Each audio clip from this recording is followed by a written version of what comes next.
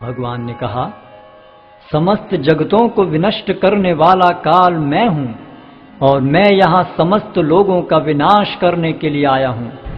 तुम्हारे सिवा दोनों पक्षों के सारे योद्धा मारे जाएंगे, अतः उठो, लड़ने के लिए तैयार हो और यश अर्जित करो। अपने शत्रुओं को जीतकर संपन्न राज्य का भोग करो। ये सब मेरे द्वारा पहले ही मारे जा चुके हैं, और हे सव्यसाची, तुम तो युद्ध में केवल निमित्त मात्र हो सकते हो। द्रोण, भीष्म, जयद्रथ, कर्ण तथा अन्य महान योद्धा पहले ही मेरे द्वारा मारे जा चुके हैं, अतः तुम उनका वध करो और तनिक भी विचलित न हो। तुम केवल युद्ध करो, युद्ध में तुम अपने शत्रुओं को परास्त करोगे। संजय ने धृतराष्ट्र से कहा, हे राजा, भगवान के मुख से इन वचनों को सुनकर कांपते हुए अर्जुन ने हाथ जोड़कर उन्हें बारंबार नमस्कार किया।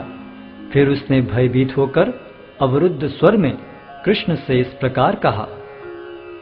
अर्जुन ने कहा, हे ऋषिकेश, आपके नाम के श्रवण से संसार हर्षित होता है और सभी लोग आपके प्रति अनुरक्त होते हैं। यद्यपि सिद्ध पुरुष आपको नमस्कार करते हैं, किंतु असुरगण भयभीत हैं और इधर उधर भाग रहे हैं। यह ठीक ही हुआ है। हे महात्मा, आप ब्रह्मा से भी बढ़कर हैं, आप आदि सृष्टा हैं, तो फिर वे आपको सादर नमस्कार क्यों न करें। हे अनंत, हे देवेश, हे जगन्निवास, आप परम स्रोत, अक्षर, कारणों के कारण तथा इस भौतिक जगत से परे हैं। आप आदि देव, सनातन पुरुष तथा इस दृश्य जगत के परम आश्रय हैं। आप सब कुछ जानने वाले हैं और आप ही वह सब कुछ हैं जो जानने योग्य है। आप भौतिक गुणों से परे परम आश्रय हैं। हे अनंत रूप, यह संपूर्ण दृश्य जगत आपसे व्याप्त है। आप वायु हैं तथा परम नियंता भी हैं। आप अग्नि हैं, जल हैं तथा चंद्रमा हैं। आप आदि जीव ब्रह्मा हैं और आप प्रपितामह हैं। अतः आपको 1000 बार नमस्कार है और पुनः पुनः नमस्कार है। आपको आगे, पीछे तथा चारों ओर से नमस्कार है। हे असीम शक्ति, आप अनंत पराक्रम के स्वामी हैं। आप सर्वव्यापी हैं, अतः आप सब कुछ हैं। आपको अपना मित्र मानते हुए मैंने हठपूर्वक आपको हे कृष्ण, हे यादव, हे सखा जैसे संबोधनों से पुकारा है, क्योंकि मैं आपकी महिमा को नहीं जानता था। मैंने मूर्खतावश या प्रेमवश जो कुछ भी किया है, कृपया उसके लिए मुझे क्षमा कर दें। यही नहीं, मैंने कई बार आराम करते समय एक साथ लेटे हुए या साथ साथ खाते या बैठे हुए, कभी अकेले तो कभी अनेक मित्रों के समक्ष आपका अनादर किया है। हे अच्युत, मेरे इन समस्त अपराधों को क्षमा करें। आप इस चर तथा अचर संपूर्ण दृश्य जगत के जनक हैं। आप परम पूज्य महान आध्यात्मिक गुरु हैं। न तो कोई आपके तुल्य है, न ही कोई आपके समान हो सकता है। हे अतुल शक्ति वाले प्रभु, भला तीनों लोकों में आपसे बढ़कर कोई कैसे हो सकता है। आप प्रत्येक जीव द्वारा पूजनीय भगवान हैं, अतः मैं गिरकर सादर प्रणाम करता हूँ और आपकी कृपा की याचना करता हूँ। जिस प्रकार पिता अपने पुत्र की ठिठाई सहन करता है, या मित्र अपने मित्र की घृष्टता सह लेता है, या प्रिय अपनी प्रिया का अपराध सहन कर लेता है, उसी प्रकार आप कृपा करके मेरी त्रुटियों को सहन कर लें। पहले कभी न देखे गए आपके इस विराट रूप का दर्शन करके मैं पुलकित हो रहा हूँ, किंतु साथ ही मेरा मन भयभीत हो रहा है। अतः आप मुझ पर कृपा करें और हे देवेश, हे जगन्निवास, अपना पुरुषोत्तम भगवत स्वरूप पुनः दिखाएं।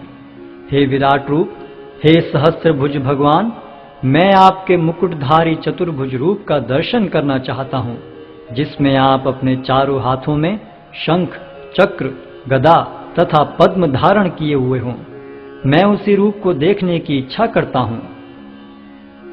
भगवान ने कहा, हे अर्जुन, मैंने प्रसन्न होकर अपनी अंतरंगा शक्ति के बल पर तुम्हें इस संसार में अपने इस परम विश्व रूप का दर्शन कराया है। इसके पूर्व अन्य किसी ने इस असीम तथा तेजोमय आदि रूप को कभी नहीं देखा था।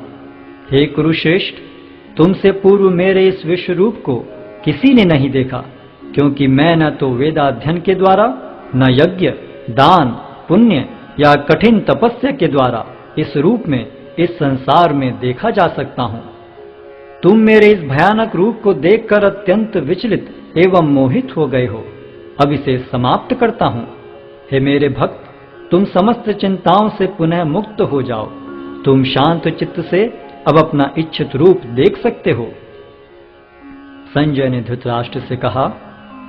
अर्जुन से इस प्रकार कहने के बाद भगवान कृष्ण ने अपना असली चतुर्भुज रूप प्रकट किया और अंत में 2 भुजाओं वाला अपना रूप प्रदर्शित करके भयभीत अर्जुन को धैर्य बंधाया।